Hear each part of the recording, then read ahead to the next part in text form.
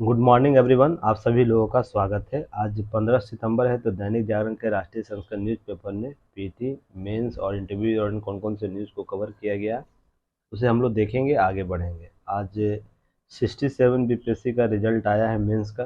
जो जो भी स्टूडेंट सफल हुए उनको बधाई, और जो सफल नहीं हो सके हैं वो नए प्रयास को नए रूप देते हुए नए संघर्ष के साथ आगे बढ़े और प्रयास जारी रखिए। सफलता तब उन्हीं को मिलती है जो अंत तक टिका रहता है। अपनी क्षमता को अंत तक बनाए रखिए, जब तक सफल ना हो जाए लगातार प्रयास करते रहिए, सफलता जरूर मिलेगी। तो आगे बढ़ते हैं। आगे बढ़ने से पहले आप युक्ति एज का ऐप जरूर डाउनलोड कीजिएगा। एप्पल एप्पल स्टोर से या तो गूगल प्ले स्टोर से डाउनलोड कर सकते हैं। साथ ही साथ वेबसाइट विजिट कर सकते हैं www.yuktiais.in पर, और हमें वहाँ देखिएगा, हमें वहाँ पाइएगा। युक्ति एज पर आप आते हैं तो क्या क्या मिलता है। एक तो आपको मेंटरशिप प्रोग्राम मिलेगा, वो यूपीएससी का होगा, बीपीएससी और यूपी पीसीएस का मेंटरशिप प्रोग्राम चल रहे हैं।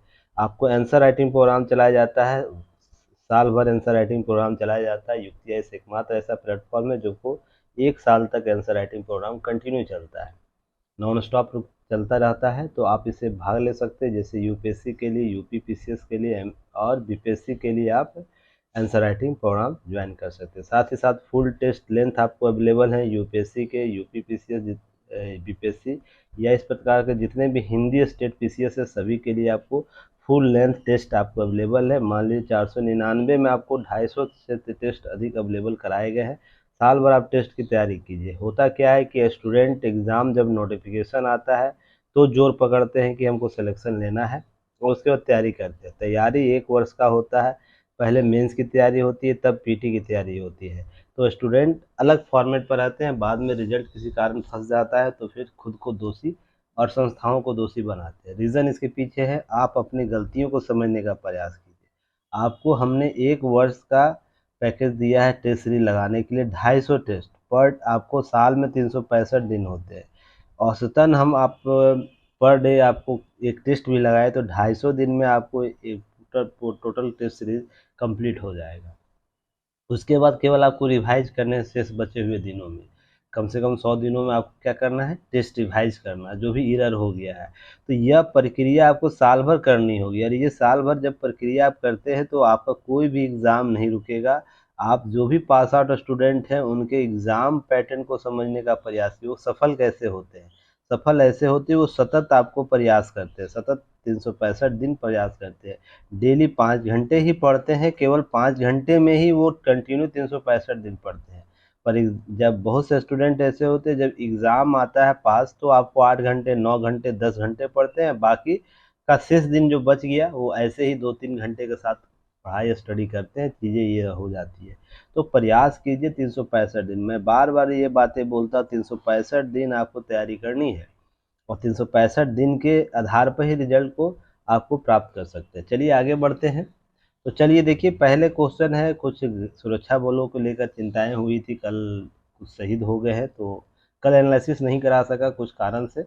आज उस एनालिसिस को पूरा कर लूँगा। तो ध्यान रखिएगा, दोषी ठहराए गए, एग्जाम ओरिएंट है आपको, दोषी ठहराए जाने वाले चुनाव लड़ने पर लगनी चाहिए आजीवन रोक, ऐसे सुप्रीम कोर्ट से अनुरोध किया गया है किसी पटिशनर के द्वारा। और बातें कहाँ तक सच्चाई है, क्या हकीकत है, किस संदर्भ में हम समझ सकते हैं, इसे देखने का कोशिश कीजिएगा।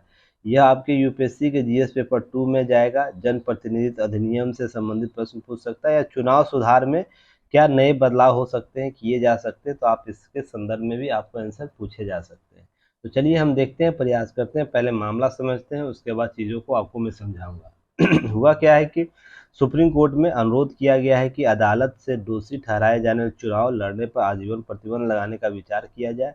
सजा पूरी करने के बाद सिर्फ 6 साल के लिए चुनाव लड़ने की अयोग्यता के कानून को चुनौती देने वाली याचिका का समर्थन करते हुए न्यायमित्र वकील कुमार विजय हंसरिया, याद रखिएगा इनका नाम, सुप्रीम कोर्ट में एक दाखिल रिपोर्ट में क्या किए, कोई भी व्यक्ति दोषी ठहराए जाने के बाद विधायी संस्थाओं का पद धारण धारण करने अयोग्य हो जाता है, तो फिर आपको विधायी संस्थाओं के पद धारण के लिए अयोग्यता का जो कानून बनाने वाली खुद दोषी होने पर सिर्फ एक सीमित समय के लिए अयोग्य माना जाता है।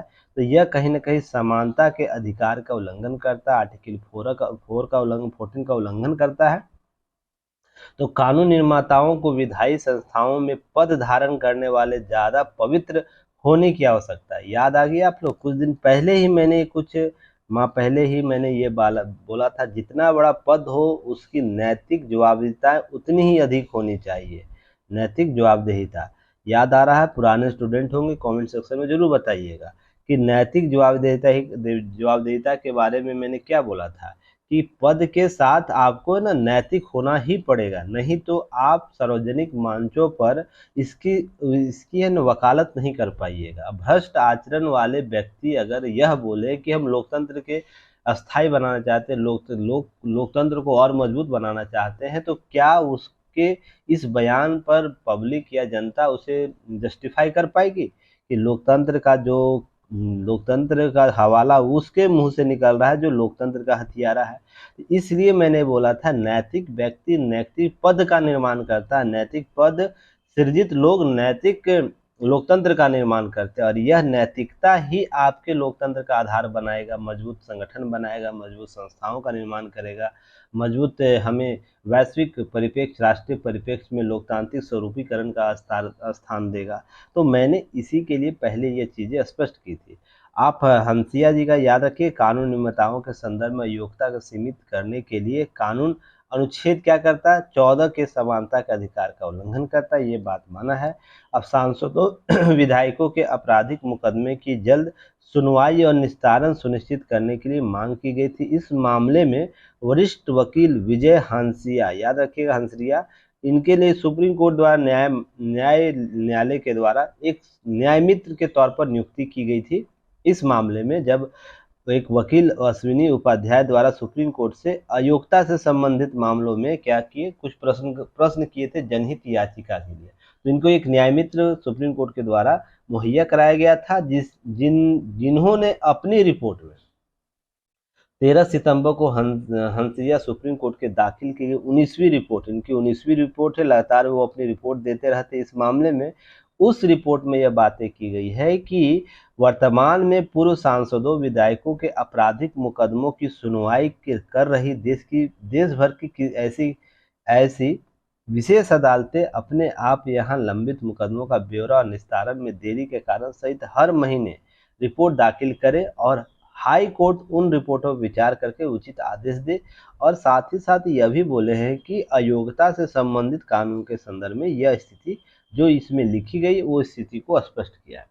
तो कुल मिलाकर बात यह है कि हम जब चुनाव संदर्भ में चुनाव सुधार की बात करते, लोकतंत्र की बात करते, लोकतंत्र की जननी की बात करते, लोकतंत्र के समान आधारों की बात करते हैं, तो हमें सबसे पहले अपने कार्य और गतिविधि के साथ नैतिक होना पड़ेगा। तो यह मैं आपको लगातार कई महीनों से समझा रहा हूँ। मैं बहुत पहले एक टैगलाइन बोलता था, निर्णय है ना, निर्णय एसी में बैठे लोगों के द्वारा नहीं होना चाहिए। तो याद होगा कि नीति आयोग का कॉन्सेप्ट आया था, उसके बाद नीति आयोग के बाद मैंने कुछ बातों को बताना शुरू किया। जब हम संघवाद की बात करते हैं तो संघवाद के संदर्भ में हम केवल संस्थाओं को निर्माण कर देने मात्र से उसकी चीज़ों को स्पष्ट नहीं कर पाते हैं। तो संघवादी स्वरूप को स्थायित्व देने के लिए, संघवादी स्वरूप को हम प्रवृत्ति में लाने के लिए, धरातलीय स्तर पर लागू करने के लिए हम लोकतंत्र के उस मान्यताओं को स्थापित करना होगा जो संघवाद को मजबूत करता है, संघ के साथ राज्यों के अस्तित्व की बात करता है। तो आप हर मुद्दे पर देखते होंगे संघवाद के स्वरूप को बढ़ावा दिया जा रहा है। इसी प्रकार जब हम चुनाव सुधार की बात करते हैं तो चुनाव सुधार में सबसे इम्पोर्टेंट क्या है कि जनता के प्रतिनिधि जो जनता चुन कर भेजेंगे, अपने निर्णय के माध्यम से अपने भविष्य का फैसला करेंगे। 1 सेकेंड रुक जाइएगा, थोड़ा सा फ्लाइट मोड हमको डालने दीजिए, कभी कभी मैं भूल जाता हूँ कार्य व्यवस्था के कारण। 1 सेकेंड रुक जाइए। चलिए हो गया। अब चलिए बात करते हैं, क्योंकि रिजल्ट आज आया है बीपीएससी 67 बीपीएससी का। तो मैं विभिन्न प्लेटफॉर्म से जुड़ा हुआ हूँ, एटूरिया से, स्टडी IQ से, फिर आपको अनअकैडमी से। तो बच्चों का कमेंट लगातार आ रहा है, तो आप सभी सफल जो हुए हैं उनको बधाई फिर से। और थोड़ा कंट्रोल कीजिए, मैं खुद सबसे बात करूंगा। आप लोगों को पता है कि 11 बजे के बाद मैं खुद फ्री होकर सबको कॉल करता हूँ। वेट कीजिए। तो चलिए, हमें क्या बोल रहा था ये कि हमें क्या होगा, नैतिक पदों के निर्माण के लिए नैतिक जवाबदेहिता को तय करनी होगी। और नैतिक जवाबदेहिता, जब हम चुनाव सुधार की बात करते हैं तो चुनाव सुधार में हम कैसे रूप को लाएंगे, तो नैतिक लोगों का चयन होना बहुत जरूरी है। इसके लिए जो प्रावधान हंसिया जी के द्वारा बताए जा रहे हैं, जो सुझाव दिए जा रहे हैं, वो लागू होने चाहिए, ऐसी बातें की जा रही है। अब चलिए, अब इंडिया जो बनाया गया है ग्रुप गठबंधन, उनके द्वारा 14 टीवी एंकरों के बहिष्कार की छिड़ी बहस, सियासी रार स्टार्ट हो गया, अर्थात तू मैं शुरू हो गया। और फिर वो कॉन्सेप्ट हो गया वाद, प्रतिवाद और संवाद। मैं ये बात हमेशा बोलता हूं आप लोगों को, फिर से देखिए, वाद तो खड़ा कर दिया गया, एंटी में प्रतिवाद शुरू होगा और पर संवाद के स्तर पर कोई आना नहीं चाहेगा। मैं यहाँ पर कटाक्ष नहीं कर रहा हूँ, किसी पार्टी पॉलिटिक्स की बातें नहीं कर रहा हूँ, ठीक है ना, कटाक्ष नहीं कर रहा हूँ। बस मैं एक समान धारणा बता रहा हूँ आप लोग को। यहाँ पर सभी चोर है, ठीक है ना, सिंपल सा अर्थ में ध्यान रखिए, सभी चोर है। और कौन चोर बेहतर है इसी के लगे हुए हैं। जब एंकर, अगर मान लीजिए इनके आधार पर जो इंडिया गठबंधन, देखिए मैं किसी पार्टी पॉलिटिक्स की विचारधारा से नहीं बातें कर रहा हूँ, बातें कर रहा हूँ जो केस स्टडी में सामने आता है, जो केस स्टडी के माध्यम से मैं आप लोगों को चीज़ों को समझाता, उस माध्यम से बातें कर रहा हूँ। अब है कि इनका जो आरोप है, जो इंडिया विपक्षी दलों का जो महागठबंधन है, अच्छी बात है, इनके द्वारा लिस्ट जारी किया गया और बताया गया है कि लोग इससे सजग होंगे, एंकर सजग होंगे और आत्मनिरीक्षण करेंगे और सुधारात्मक कदम उठाएंगे। इनके द्वारा बहुत अच्छा कदम बताया गया, बातें की गई, पर केवल यह बातों तक ही सीमित रहेगा या अपने स्तर में भी सुधार किया जाएगा। अब क्यों मैं यह बोल रहा हूँ, थोड़ा सा इसे मैं आपको दिखा देता हूँ, उसके बाद बात करूंगा। इनके द्वारा कहा गया है कि कुछ 9 वर्षों में नफरत का बाजार लगा हुआ है, ठीक है। इंडिया दलों में समाज के नुकसान पहुंचा रहे हैं, इस नफरत भरे नैरेटिव को वैधता नहीं देने का फैसला किया गया। कुछ चैनलों के द्वारा बताया जा रहा है कि समाज में नुकसान पहुंचा नैरेटिव गलत, नफरत के गलत नजर फैलाए जा रहे हैं। कुल मिलाकर बात की जाए, दो टर्मोलॉजी की बात की जाए, 9 वर्षों की बात की जा रही है, तो हम प्रधानमंत्री 2014 के बाद के कार्यकाल को अलग रखते हैं और 2014 से पहले के पूर्वकाल 1947 से लेकर वर्तमान 2014 की स्थिति को देखते हैं। तो आप आंकड़ों के आधार पर तय कर सकते हैं कि किस पक्ष में ज़्यादा घटनाएं घटी है, हिंसा के स्वरूप देखे हैं और किस प्रकार के आपातकाल की स्थिति देखी है, मीडिया हरासमेंट कैसा हुआ है, लोगों का हरासमेंट, नैतिक मूल्यों का हरासमेंट कैसा हुआ है। आप उसके बाद यहाँ भी ऐसा नहीं है कि यहाँ नहीं कम हुआ है, यहाँ पर मीडिया हरासमेंट नहीं हुआ या इस प्रकार से लोगों के अधिकार को उल्लंघन नहीं हुआ है। और मैं आप लोग को एक कॉन्सेप्ट पढ़ाया था, याद होगा, सत्ता का अभ्यास, याद है, अभ्यास। या कोई भी केंद्र में सरकार होगी इसी परिप्रेक्ष्य में कार्य करेगी। यदि आप भी इस स्वरूप में आ जाएंगे, जब आप अदना सा स्टूडेंट हैं, एस्पिरेंट हैं अभी और तैयारी कर रहे हैं, अमर सर का एनालिसिस सुन रहे हैं, अगर आप पावर एजुकेट करने की स्थिति में आ जाए, सत्ता का अभ्यास करने की स्थिति में आ जाए, तो आप भी यही प्रवृत्ति को अपनाएंगे, क्योंकि सत्ता अभ्यास का प्राथमिक मांग यही होता है कि हम सत्ता के केंद्र में बने रहें, सत्ता के केंद्र में रहें, सत्ता के अभिकरणों का उपयोग करें, सत्ता के केंद्र में अभिकरणों के प्रयोग को स्थापित करें।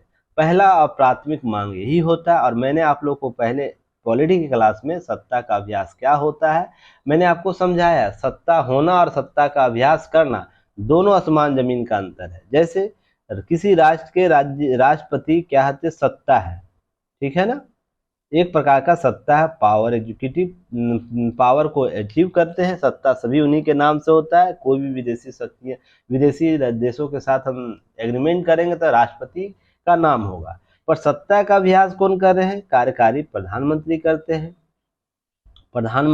हैं, तो सत्ता का अभ्यास ऐसे होता है। या अपने घरों में बात करते हैं, आपके घर का नाम किनके नाम से चलता है? पिता के नाम से, क्योंकि पितृसत्तात्मक परिवार है। अब इसे गलत अभी मत समझिएगा, नहीं तो आप लोग भावनाओं में बह जाते हैं। कॉन्सेप्ट को समझिएगा।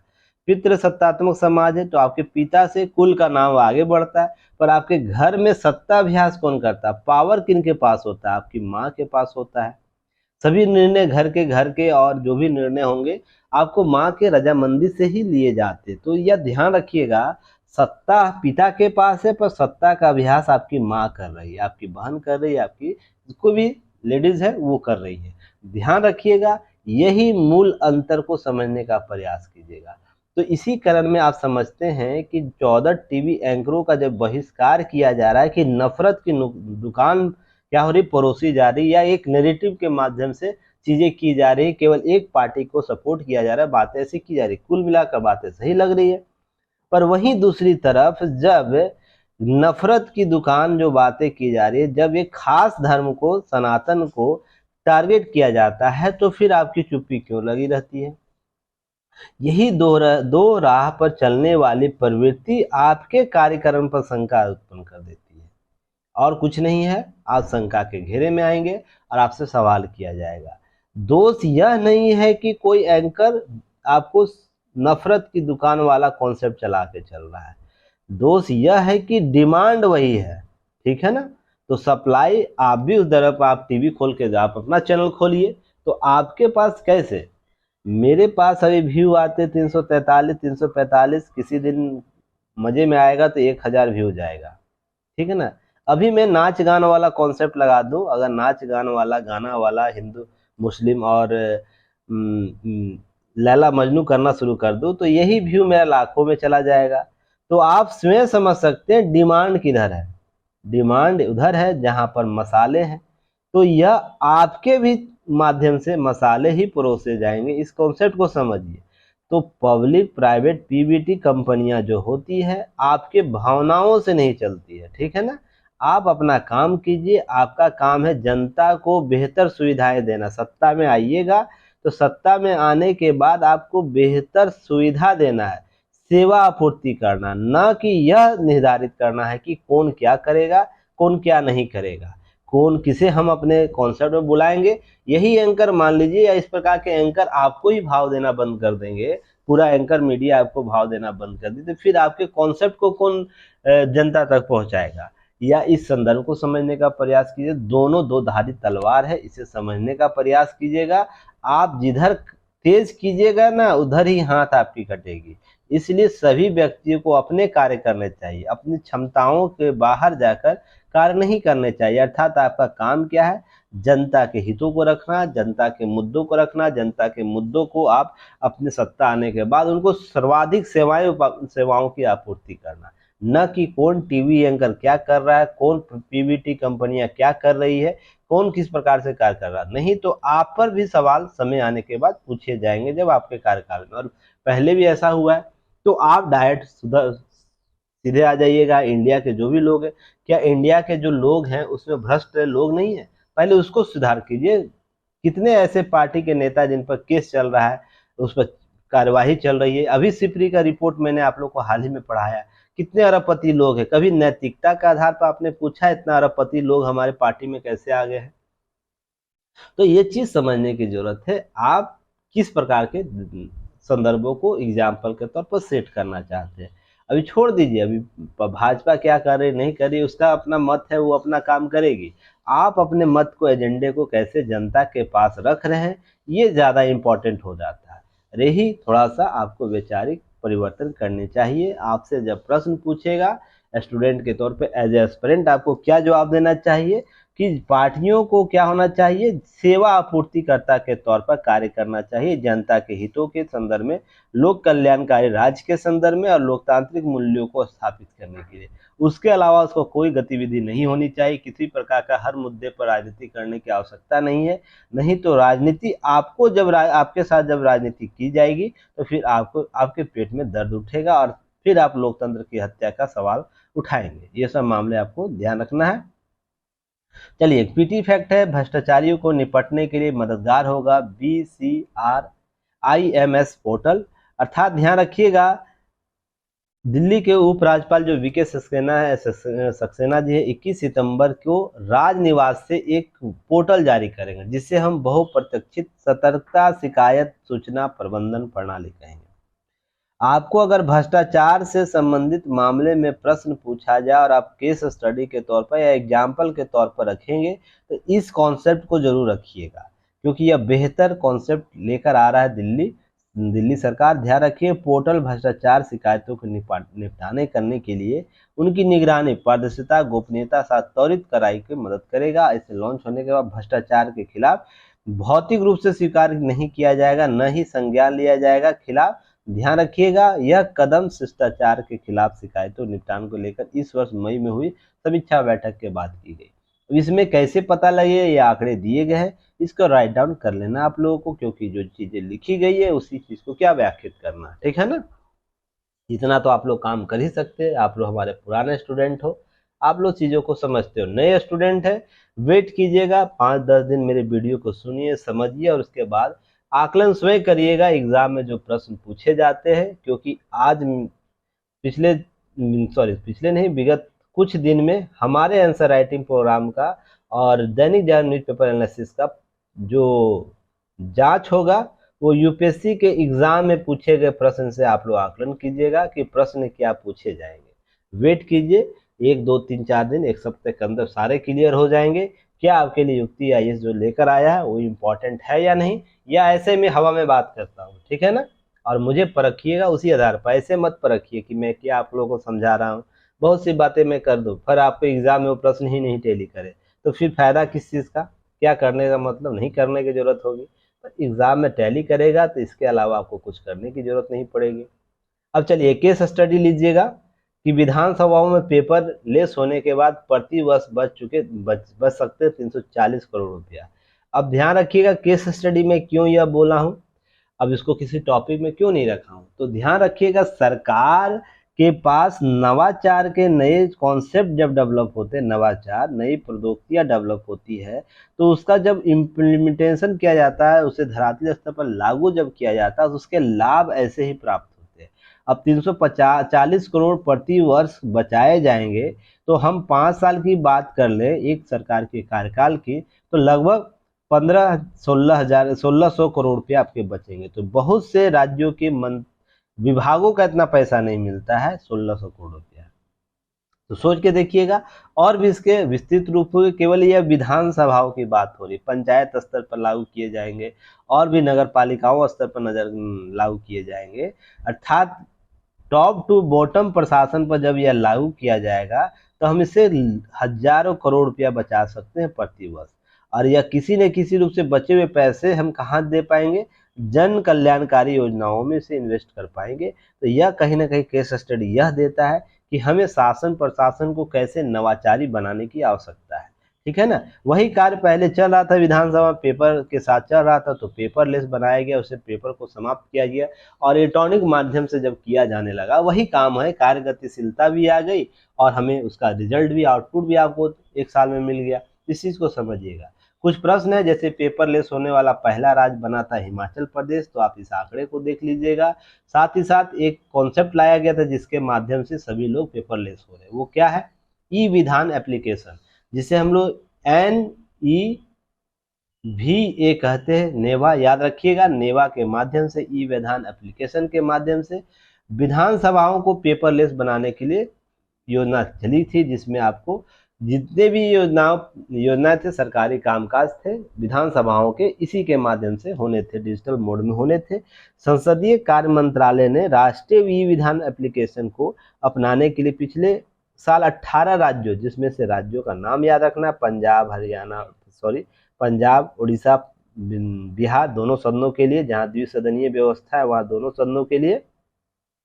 तो कमेंट सेक्शन में बताइएगा किन राज्यों में दो सदनीय व्यवस्था है, ठीक है। अब मेघालय, मिजोरम, मणिपुर, गुजरात, अरुणाचल प्रदेश, नागालैंड, पौंडीचेरी, सभी राज्यों का नाम याद रखिएगा। तमिलनाडु, सिक्किम, हरियाणा, उत्तर प्रदेश दोनों सदनों के लिए, झारखंड सहित समझौते हस्ताक्षर किए। कुछ राज्यों ने इसे लागू किया, कुछ राज्यों में अभी बातें चर्चा चल रही है।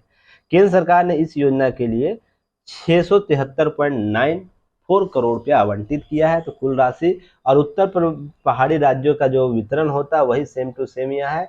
जैसे केंद्र और राज्य के बीच समान, केंद्र राज्य के बीच 90 और 10 का होगा, 90 और 10 का होगा। केंद्र शासित प्रदेशों शेष राज्यों के लिए 60-40% होगा, ध्यान रखिएगा। और केंद्र शासित प्रदेश 100% योगदान केंद्र सरकार का होता है। और ई विधान के लिए वित्त पोषण कौन कर रहा है? संसदीय कार्य मंत्रालय द्वारा। तकनीकी सहायता कौन दे रहा है? आईटी मंत्रालय द्वारा प्रदान किया जा रहा है। ये सब पीटी फैक्ट है, इसे एक बार कवर कर लीजिए। क्लियर है? चलिए आगे बढ़ते हैं। आगे नीचे आ जाएंगे। सामाजिक प्रभाव वाले निवेश समेत 6 सिफारिशों को मंजूरी दिया है। आपको जो G20 सतत वित्तीय कार्यकारी समूह की जो बैठक हुई थी उसकी द्विदिवसीय बैठक कल समापन हो गया, जिसमें वैश्विक कल्याण के संदर्भ में बातें की गई। यह यूपीएससी के जीएस पेपर 2 और 3 से पूछेगा सरकार की नीतियां क्या होती है, जलवायु परिवर्तन संबंधी मुद्दों का समाधान कैसे ढूंढा जा रहा है। तो यह जो बैठक की गई है SDG अर्थात सस्टेनेबल डेवलपमेंट गोल को लेकर, कैसे हम सतत विकास प्रक्रिया को अपना सकते हैं, साथ ही साथ हम कैसे वित्तीय आवंटन करेंगे, फाइनेंशियल वर्किंग ग्रुप को हम कैसे डेवलप करेंगे, इसको लेकर दिशा निर्देश जारी किया गया। जिसमें G20 में जो बिंदुएं निर्धारित की गई थी कि हम वैश्विक जवाबदेही को बढ़ाएंगे, हरित कोष को निर्मित करेंगे, उस पर पुनः मुहर लगाते हुए बातें की गई। कुल मिलाकर वही बात की गई है जो G20 में बातें की गई थी। तो सारी चीजों को मैंने पहले कवर कर चुका हूं, तो इसे जरूर आप लोग देखिएगा। क्लियर है? आगे बढ़िएगा। चलिए आगे बढ़ते हैं। उसके बाद आगे बढ़ेंगे तो नीचे आ जाएंगे। तब तक के लिए आप लोगों को क्या करना है, युक्ति आईएएस का ऐप जरूर डाउनलोड करना है, उसे देखिए, जाके विजिट कीजिए, एक बार देख के समझिए कि युक्ति आईएएस आप लोगों के लिए क्या लेकर आया है। युक्ति आईएएस आपको सबसे बेस्ट सॉल्यूशन लेकर आया है, जिसमें आपको मेंटरशिप प्रोग्राम चलाए जा रहे हैं, आंसर राइटिंग प्रोग्राम चलाया जा रहा है, टेस्ट सीरीज जो आपको एक साथ 499 में 250 टेस्ट कम से कम दिए जा रहे हैं। आपको जाके एक बार विजिट करके तो देखिए, समझ में आएगा कि हम बेहतर प्रबंधन कैसे कर सकते हैं, बेहतर रिजल्ट कैसे प्राप्त कर सकते हैं। और जो लोगों को ज्ञान दिया जाता है फिर भी वो नहीं करते हैं, तो इसकी स्थिति के लिए जिम्मेदार हम लोग नहीं हैं। हम लोग सुविधाएं दे सकते हैं आप लोगों को, और सुविधाओं को अमल करना तो आप पर डिपेंड है ना, आपके लिए क्या लाभ होगा, क्या हितकारी होगा। ठीक है ना? आप चलिए एक और स्थिति देख लीजिए, केस स्टडी। माथे पर तिलक देखकर हत्या करने वाले 2 आतंकवादियों को मृत्यु की सजा दी गई। अब यह मैं केस स्टडी क्यों कह रहा हूँ, तो देखिए ध्यान रखिएगा, इस्लामिक स्टेट के बारे में आप लोग जानते होंगे कि दोनों आतंकी पर 11 लाख का जुर्माना लगाया गया। माथे पर तिलक देकर कानपुर में सेवानिवृत्त प्रधानाचार्य अर्थात जो हेडमास्टर होते हैं उनकी हत्या करने वाले आतंकियों को लखनऊ की विशेष अदालत ने मृत्यु दंड दिया और सजा सुनाई है। दोनों पर 11,70,000 का जुर्माना लगाया है। अब कोर्ट ने दोषियों का अपराध विरलतम से विरल श्रेणी में रखा, इसे समान हत्या की श्रेणी में नहीं रखा। अब ऐसा कारण क्या है? अब समझिएगा कि जांच में यह पाया गया कि आतंकी संगठन इस्लामिक स्टेट IS के खलीफा अबू बकर अल बगदादी के नाम से बैयत शपथ लेकर भारत में लोगों ने दहशत और राष्ट्रीय सुरक्षा के लिए खतरा पहुंचाने काफिरों को जान से मारने की नीयत से ऐसा किया गया। अब कुल मिलाकर बात की जाए 2-3 चीजें, मैं पहले भी आप लोगों को बताया था कि इस्लामिक प्रवृत्ति में कितना चेंज हुआ है, और इसका बदलाव के प्रति अगर चर्चा इस्लाम में बैठे बुद्धिजीवी वर्ग नहीं करेंगे तो निश्चित मानिए इनके ही अस्तित्व को लेकर खतरा होगा। ये बात मैं लगातार पिछले 6 महीने से बोल रहा हूँ। अब यह क्यों बोल रहा हूँ, इसको अच्छे से समझने का प्रयास कीजिएगा। इस प्रकार की घटना आपको है ना, आपको प्रश्न के दायरे में ला जाएगा। क्या आप विश्व को इस प्रकार की विचारधारा से प्रभावित करना चाहते हैं, जहां पर हम लोकतांत्रिक मूल्यों को स्थापित करना चाहते हैं, लोक कल्याण की बात करना चाहते हैं, लोगों की बात करना चाहते हैं, लोगों के उत्थान की बात करना चाहते हैं? तो इस्लामिक प्रवृत्ति में बहुत से ऐसे कार्य गतिविधि हैं जो इस कॉन्सेप्ट को पूर्ति करता है, पर उसे लोग अडॉप्ट नहीं करके बाकी उन चीजों को अडॉप्ट करें जो काफिर वाला कॉन्सेप्ट लागू किया गया है। इस्लाम को मैंने जहां तक पढ़ा है, समझा है, इस्लाम में काफिर का अर्थ केवल इसलिए लगाया गया था कि अपने अंदर की बुराइयों के प्रति आपको दगाबाजी करनी है, अर्थात उसके विरुद्ध जाकर काम करना है। पर जैसे ही इस्लाम का मौलवीकरण किया गया, मौलवीकरण अर्थात अलग अलग मुल्लाओं के द्वारा, अलग अलग मौलवियों के द्वारा जब इस्लाम का मौलवीकरण किया गया, उसके अर्थ को बदल दिया गया। जिहाद के अर्थ का अर्थ यही होता है, अपने अंदर के प्रति जिहाद को क्या करना, परिवर्तित करना। काफिर का अर्थ जहां बाद में निकाला गया, काफिर का अर्थ अब गैर इस्लामिक धर्मपंथियों के विरुद्ध आचरण से व्यवहारित करने लगा, अर्थात उसके आचरण में प्रवेश कर पहले उसे या तो अपने धर्म में परिवर्तित करवा लो, नहीं परिवर्तित होता है तो उसे मार दो। अर्थात हम यह कह सकते हैं कि आप हिंसा आधारित धारणा को विकसित कर रहे हैं। अब यह वर्तमान युग में कहीं ना कहीं आपको थ्रेट क्रिएट करेगा। तो आने वाले समय में कैसे, अभी सऊदी अरब क्या बोला है, कुछ दिन पहले ही बोला है ना, इससे ज्यादा इस्लामिक आप लोग हो जो इंडिया के मुस्लिम हैं, या जहां से ओरिजिन हुआ है इस्लाम का, वह वहां के राष्ट्रों से ज्यादा इस्लामिक हो। आप में ये चीजें धारणा होगी। पाकिस्तान को साफ शब्दों में बोला है कि आतंक का रास्ता छोड़ना होगा। और यही बात मैं पहले बोल रहा था, कुछ दिन पहले, कुछ महीने पहले, कि आपके ही लोगों से अगर बात नहीं उठेगी तो आपके ही अस्तित्व में खतरा हो जाए। तो लीजिए, आपके ही राष्ट्र के प्रमुख के द्वारा, प्रिंस के द्वारा बातें कर दी गई। अब यहाँ केस स्टडी पर हम आते हैं। तो इस प्रकार की धारणा, माथे पर अगर कोई तिलक लगाया हुआ, उसकी हत्या इस मंशा के कर देना है जो इस्लामिक स्टेट की अवधारणा को डेवलप करता है, तो आप इससे क्रूरतम और वैश्विक समाज का निर्माण नहीं कर सकते। इस चीज को समझिएगा। और मैं दोनों पक्षों से बात करता हूँ, आत्ममंथन करो, नहीं तो विश्व के पास बहुत बड़ी समस्या है जलवायु परिवर्तन को लेकर।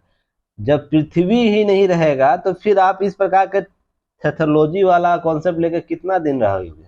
अब पूरा विश्व को ही इस्लामिक कर लिए, इस्लामिक कर भी लिए पूरा विश्व को, तो फिर किसकी हत्या करोगे? क्योंकि तलवार खून मांगती है, ठीक है ना, तलवार खून मांगती है, वो प्यासा नहीं रहती है, ठीक है ना। तो खून किसका फिर करोगे? तो अपने ही लोगों को करोगे। तो तो पाकिस्तान इसका जीता जागता एग्जाम्पल है। वहां पर बम ब्लास्ट हो रहे हैं नमाज पढ़ते हुए लोगों में, आपके ही तो भाई लोग हैं ना, आपके ही लोग हैं ना। अपने भाई के प्रति वफादारी तो दिखा दो कम से कम। तो नहीं, तो तलवार जब खून मांगता है तो वो किसका गर्दन है यह नहीं देखेगा, ठीक है ना। गैर इस्लामिक लोगों का है कि इस्लामिक लोगों का, वो तलवार आपका खून मांगेगा और खून के लिए वो प्यासा होगा, और इन किन पराक्रम तरीके से किसी का गला जरूर काटेगा, वो किसी भी लोग का। तो पूरा इस्लामिक विश्व होने के बावजूद भी मान लो आपके ही गले कटेंगे, तो काम अभी से ही बंद कर दो। जब ये कॉन्सेप्ट मैं आपको समझा रहा हूँ तो समझ लीजिए, यह दुर्गामी भविष्यगामी आपको चीजें समझा रहा हूँ। नहीं तो न्यायालय इसी प्रकार के दंडादेश जारी करेगा और आने वाले समय में इस प्रकार के लोगों को बैन कर दिया जाएगा। तो फिर बोलोगे कि मेरा मौलिक अधिकार हनन हो रहा है। और मैंने आप लोगों को कई दफा बोला है कि आपकी निजी जिंदगी की जब सवालें सार्वजनिक होती है और उससे मौलिक अधिकार या राज्य का युक्तियुक्त प्रतिबंधित होता है, जो प्रतिबंध लगाने वाले कॉन्सेप्ट छूते हैं, तो राज्य की एजेंसी आप पर दबाव लगाएगी और सबसे पहले क्या करेगी, आपके मौलिक अधिकारों के संदर्भ में चिंता व्यक्त करेगी, ठीक है ना। तो सार्वजनिक लोगों का मौलिक अधिकार, अर्थात अधिक लोगों का, एक से अधिक लोगों का मौलिक अधिकार आपके कार्यक्रम से प्रभावित हो रहे हैं, तो आपका मौलिक अधिकार नगण्य हो जाएगा और सार्वजनिक जो लोग होंगे या एक से अधिक लोगों का जो समूह होगा उनका मौलिक अधिकार विस्तृत हो जाएगा। तो मैं आप लोगों को सभी दशाएं समझाया हूं, उसे समझिएगा, आगे बढ़िएगा। चलिए आगे देखते हैं। यूपीएससी के जीएस पेपर 2-4 में यह क्षेत्राधिकार भ्रष्टाचार प्रशासन मुक्त प्रशासन की बात की जाती है। वहां पे एक नया कॉन्सेप्ट आया सुप्रीम कोर्ट के द्वारा, real time national judicial data grid के बारे में। आप इसे जरूर देख लीजिएगा, पीटी फैक्ट के तौर पर है, इस पर कुछ विशेष चर्चा नहीं करना। सारी बातें आपको चीफ जस्टिस ऑफ इंडिया के द्वारा कर दी गई है, भारतीय प्रधानमंत्री के द्वारा बयान दे दी गई है। तो आप इसे एक बार देख के अपना व्यू देख लीजिएगा। चलिए नीचे आते हैं, नहीं तो लंबा हो जाएगा क्लास। अब देखिए, नई दिल्ली घोषणा पत्र को अमल लाना आवश्यक है। अब मैंने आप लोगों को G20 शिखर सम्मेलन जैसे ही समाप्त हुआ था कुछ बातों को बताया था कि भारत का भविष्य उन्मुखी जो लक्ष्य है ना, भविष्य उन्मुखी जो लक्ष्य है, भविष्य में जो उसने लक्ष्य तय किए हैं उसकी पूर्ति G20 करता है। और G20 में जो घोषणा पत्र हुए हैं, अगर उस पर अमल हम बेहतर तरीके से कर पाए तो जल्द ही हम वैश्विक नेता के तौर पर उभर कर सामने आ जाएंगे। हम अभी वैश्विक सहभागिता के संदर्भ में हैं, हम वैश्विक नेतृत्व कर रहे हैं तो उसमें सहभागी भूमिका अदा कर रहे हैं, न कि वैश्विक नेता के तौर पर। जैसे अमेरिका है, रूस है, चीन है, एक वैश्विक नेता के तौर पर जाना जाता है, ठीक ना। वैसे ही हमें वैश्विक नेता बनने के लिए जो G20 का घोषणा पत्र है जिसमें 83 बिंदु है, उसको अमली जामा पहनाने की आवश्यकता है। उसके लिए क्या क्या करना होगा, ये एशिया आपको ये लेख बताता है डॉक्टर सुरजीत सिंह जी का। बहुत अच्छा है, इसे एक बार जरूर पढ़िएगा, एक दो दफा पढ़िएगा, क्लियर हो जाएगा। अब है इनके द्वारा पश्चिम एशिया रास्ते गलियारे खोले गए, तो हम इससे बहुत से कूटनीतिक जीत दर्ज किए थे। G20 शिखर सम्मेलन के दौरान ही मैंने आप लोग को बताया था।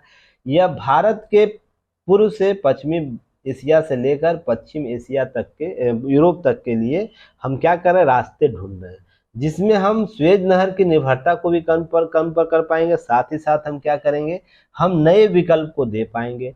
अब नया बात कर रहा है कि हम G20 शिखर सम्मेलन के तहत जब आसियान शिखर सम्मेलन हुआ था और पूर्वी एशिया शिखर सम्मेलन हुआ था, उसमें बात की गई थी इसी रोडवे को हम पूर्व एशिया तक ले जाएंगे। तो पूर्व एशिया से आपको यूरोप तक जोड़ने के जो रास्ते हैं, याद होगा, ये चीजें आपको क्या करेगी, हमारे आर्थिक संपन्नता को बात करेगी, साथ ही क्षेत्रीय संप्रभुता वाले प्रश्न को भी सहज करेगी, और चीन के बढ़ते कर्ज वाली नीति में कहीं ना कहीं राष्ट्रों को फंसने से बचाएगा, और हम क्या कर पाएंगे, इन राष्ट्रों के साथ बेहतर प्रबंधन कर पाएंगे, व्यापार कर पाएंगे। देखिए ध्यान रखिएगा, हम इससे बहुत कुछ कर सकते हैं। केबल बिछाकर डाटा हस्तांतरण कर सकते हैं, रेलवे लाइन, बंदरगाह, विद्युत, हाइड्रोजन पाइपलाइन आदि दूरियां कम हो जाएगी, और आर्थिक गलियारे भारत और यूरोप के 40% तक व्यापार को बढ़ा सकेगा। ऐसी बातें हो रही है।